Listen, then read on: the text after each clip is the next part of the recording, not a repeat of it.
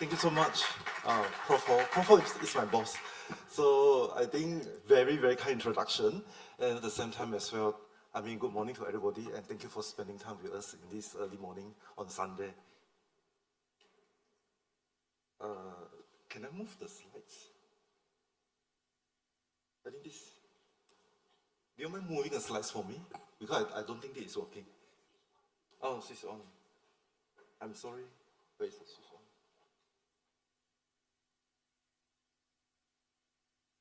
Yeah. Thank you. Yeah, so my topic today, thank you so much. So my topic today is actually cancer immunotherapy, and it's actually something that I would say that developed super fast for the past 1 to 2 decades. So this is my disclosure slides. And the first slide itself, you can see from here, immuno-oncology, driving a car. And I will tell you the reason why I put up these slides at the end of my lecture, so stay tuned. So broadly, immuno-oncology-wise, you can be divided into vaccine, the cancer vaccine, the small molecules, either agonists or inhibitors, then cytokines therapy as well, and cell therapy, and I actually highlighted immune checkpoint inhibitors, who is actually the most established at this current point in time in cancer immunotherapy. That consists of CTLA4 as well as PD-1 and PD-L1 inhibitors. And for this, please look at this. T cell responses are regulated by multiple ligands receptor interaction with antigen-presenting cells and tumor cells. You can look at the left. That is the tumor or the antigen-presenting cells. First, you present the neoantigen, meaning the cancer antigens, to the T cells via the MSC TCR, the T cell receptor complex. Then subsequently, you actually activate signal. The signal can be agonist, meaning actually activation signal, or actually another signal is an inhibitory signal. So it actually achieves for homeostasis. But the issue here is cancer itself is very manipulative.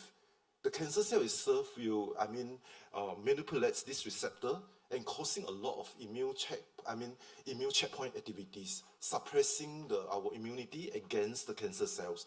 So that in a way, it actually inhibits our T cells or our immune system not to fight against them. So the way to do it is, there is one part of it is the inhibitory part, the checkpoint part. If let's say we are able to actually inhibit this area, this receptor, then we're able to enhance the activity of our immune system against these cancer cells. So there are a few molecules. Number one is the anti-CTLA4, ipilimumab, for example. And this CTLA4 is immune bred. CTLA4 is immune bred, again, it's a bred. So it's a bit associated with the CAR that modulates the initial T cell activation centrally. What I mean by centrally is actually at the lymph nodes area, not at the tumor sites. So at the same time, another molecules, the immune checkpoint molecules, is actually at the tumor sites. There is PD-1 or PD-L1. This area as well, then drugs have been developed against this receptor so that we are able to actually stop this immune checkpoint, stop this break, release it so that our immune system will be able to fight back against the cancer. So is there any other immune checkpoint inhibitors? Yes, in 2022 or 22, then we have another molecules in immune checkpoint. This is anti-LAG3. LAG3 is another immune checkpoint receptor as well. So this is another area. So these are the three major ICI at this current moment in our immune checkpoint sphere for oncology. So importantly here, there are so many things happening in immunotherapy development. And you can see on the left itself, different types of modalities or different class of drugs has been developed against under this immuno-oncology. For example, cancer vaccine, and the other type as well, cell therapy, and so on and so forth. And at the same time also, there are multiple targets as well on your right, very, very colorful, meaning all these are the targets on the cancer cell or at the T cells that is very important for us to actually look into and develop drugs against it. So what about predictive biomarkers? Because all these drugs may not work for everybody. So we need to have a very good biomarkers that actually predicts whether this drug is going to work or not. For immunotherapy, the predictive biomarkers at this moment is, to be honest, far from perfect. And the reason being, number one, multiple biomarkers are there. when people have looked into it, multi-biomarkers, which one is the best? And at the same time as well, it's always a continuous variable, like 1%, 50%, more than 50%, up to 100%. It's not zero-sum game, whether it's positive or negative. That made things actually very difficult. If let's say the higher the biomarkers in terms of quantification, then the probability of the drugs to work actually is higher as well. So you may not have zero-sum game that if let's say it's positive, it's working. So such kind of thing that we really hope that we can have, but it's not there. And at the same time also, there's a lot of tumor intrinsic, extrinsic factor that affects the immuno-oncology, interaction.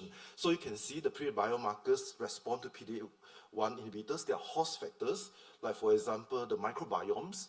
I think something that's very interesting, and germline genetics as well. Then the tumor intrinsic factor as well, the tumor mutation burdens varies from one tumor to one tumor, vary from one individual to one individual as well.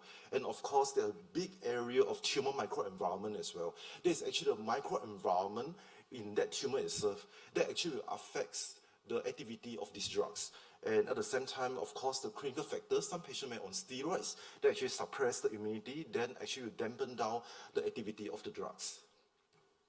So we quickly look through what is the established biomarker now. They are not perfect, definitely. So one of the major, I think I would say that the most established one is the PD-L1 level. If let's say PD-L1 level is high, if you can see from here the Keynote 042 for lung cancer trial, if let's say you're higher quantity of, there is a percentage of this PD-L1 standing, then you actually have a better efficacy to predict that this drug is going to work. In particularly for this is actually pembrolizumab. And at the same time, tumor mutation burden as well is another marker. The higher the tumor mutation burden, meaning the higher chance that this immuno-oncology drugs is going to work as well.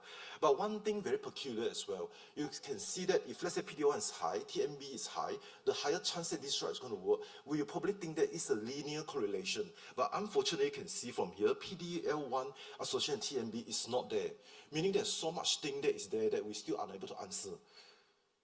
So what we can say from here, essentially the PD biomarkers are extremely complex. Then that raises another question. What is next? Then most important, why is complex first? It's just because the immune system and the cancer cells, the interactions is extremely complex because it's very continuous, it's dynamic as well, and actively evolving.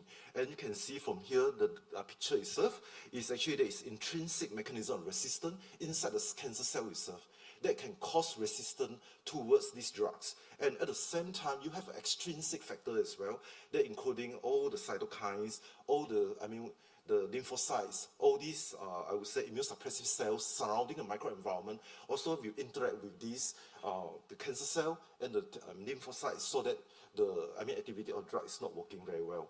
So the way forwards we are looking at is we want multimodal integration, meaning not only looking at just one biomarkers, but multiple biomarkers, and you can look at from the multiplex immunofluorescence, at the same time spatial transcriptomic. That's very important, and of course nowadays, in terms of sequencing as well, we are not only one the NGS, the RNA sequencing, everything, then we hope that we can go into even deeper into a single cell RNA sequencing. And at the same time, of course, the role of biomarkers, blood-based biomarkers like liquid biopsy. And hopefully with this, in cooperation with the clinical radiology, pathology, as well genomic and transcriptomic, then we can get, I would say, near perfect markers. But it is a dream that hopefully we can achieve it in the next few years. And for immuno-oncology, one important area is the adverse event, meaning the side effect of these drugs. It's very different from the drugs that we used before. So it's like, for example, we call it immune-related side effects. It's just like because we're enhancing the immunity against the cancer cell, then at the same time there is actually like some sort of like bystander effects as well, that it actually enhance the immune system too much that it attack our own body. So everything is actually inflammation. So you can see that these drugs can actually cause inflammation across all organs, including from actually encephalitis down to actually the joint, the skin, and so on and so forth. So, but then you ask, whether is these drugs safer than chemotherapy, do we have evidence? Definitely yes. Actually from here, we can see that actually data is, this is a meta-analysis that actually show that in comparison to chemotherapy, immunotherapy actually had less fatality, and at the same time also the incidence of adverse event is actually lower. Let's not forget that actually our old friends, chemotherapy is a very good drugs, but they have their own problem as well. And let's quickly look into the pattern of immune-related adverse event. The onset after you start the drugs can be from 5 weeks to 12 weeks after initiation, and it can be from within days of the first dose and you start to see it. But it can be after months of treatment as well, or even after you discontinue the treatment, then the side effects may continue to can occur. So these are things that are very different from our previous friend of chemotherapy. And incidence-wise, it can be actually mild and it can be very severe as well. And we know that actually higher AE with one ICI class does not predict the self-administration, with another ICI class. I think this is very important. And of course, we know as well, if let's say use single agent, then usually it's less problematic or less incidence of these side effects. If let's say you do combination, nowadays we do a lot of combination in terms of immuno-oncology, meaning IO combination, then the chances of actually having immune-related side effects is even higher.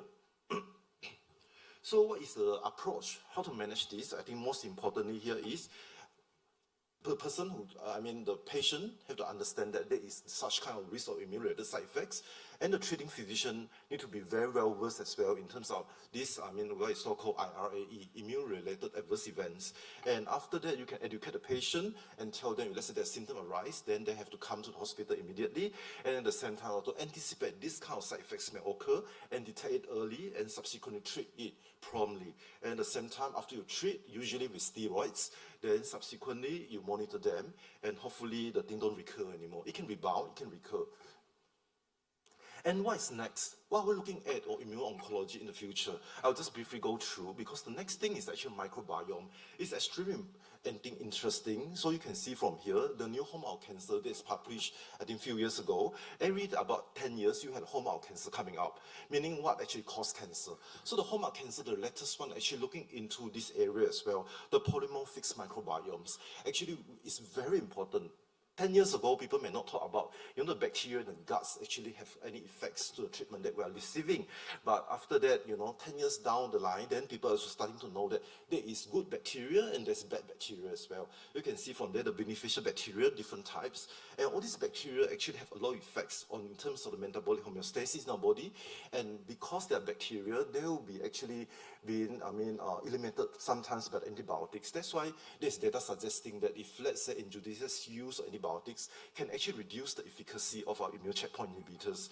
And at the same time, is also, look into all these, the factors that affect microbiome, like epithelial barrier thickness of the person in the guts, and also, of course, the younger the patient, the elderly, all those may affect the microbiome as well. So in simple terms, you see the microbiome, food, and microbiome is extremely important. It's related. And we know that good food, like for example, unrefined carbohydrate and sugars, vegetable, legumes, and also whole grains, and sometimes yogurts and all those things, high quality protein, all those things can protect and improve our microbiomes in our guts. But antibiotic use generally associated with poorer, I would say, efficacy outcome if, let's say, injudicious use. Of course, if let's say patient need to use it, But we know that a lot of time the antibiotic may be misused, and this may actually cause, in terms of the effectiveness of the immunotherapy can be reduced. And of course, there are people looking into fecal material transplant that can actually improve our, activity of immuno-oncology drugs. And another area is even more complicated, is tumor microenvironment. Individually in the community, we have individual person that is center of a community.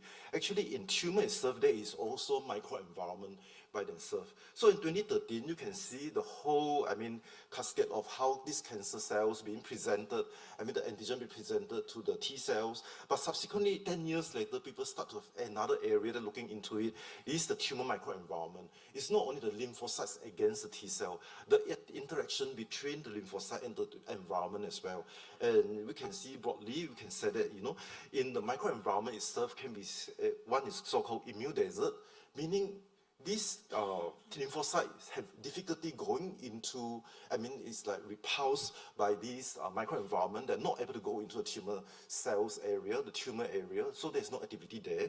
And at the same time, the tumor, I would say excluded, they can go in, but it's only a peripheral area of the tumor, but they are unable to infiltrate further.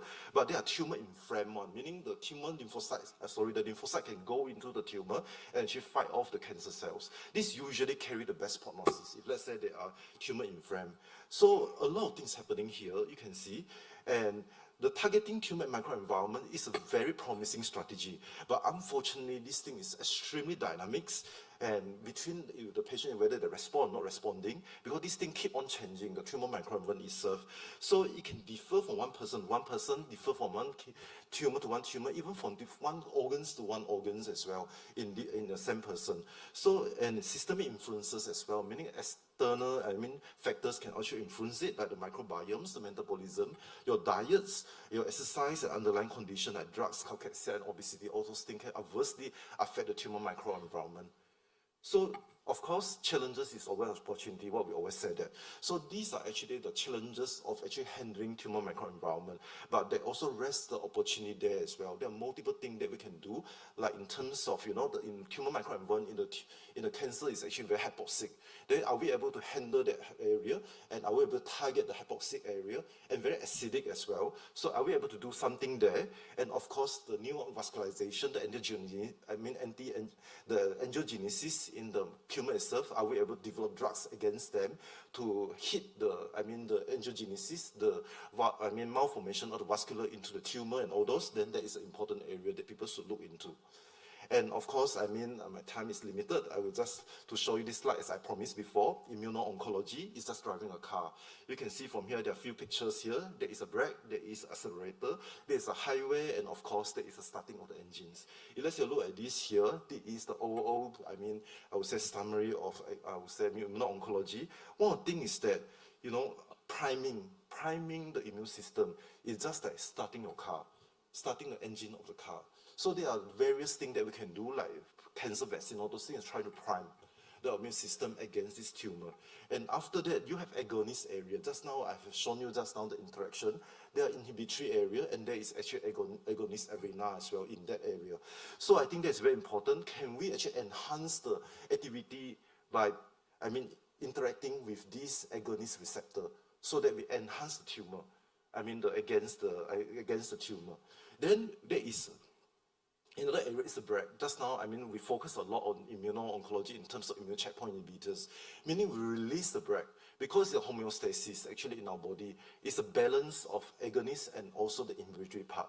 So I think this is very important. If let's say we can release the brake so that we enhance our activity again. So enhancement of immune system can be actually just pressing on the accelerator, the agonist area, or releasing the brake. So if let's say now we're releasing the brake, then we actually enhance our immune system. So another area that I think is very important is the highway. The highway itself is the microenvironment. It's not only the tumor or the T cells or the lymphocytes, but the whole microenvironment itself. You need the highway to go into the tumor. Like for example, just now I mentioned about the inflamed microenvironment, the excluded, the immune excluded or the immune desert. So all these things, can we actually do something about it? So that is extremely important. So it's just like driving a car. Are we able to drive the car well? If let's say we can drive it well, then we are able to actually, utilize this very important area of immuno-oncology to actually improve the care of our patient. Yeah, I think this is my last slide. Thank you so much for your attention.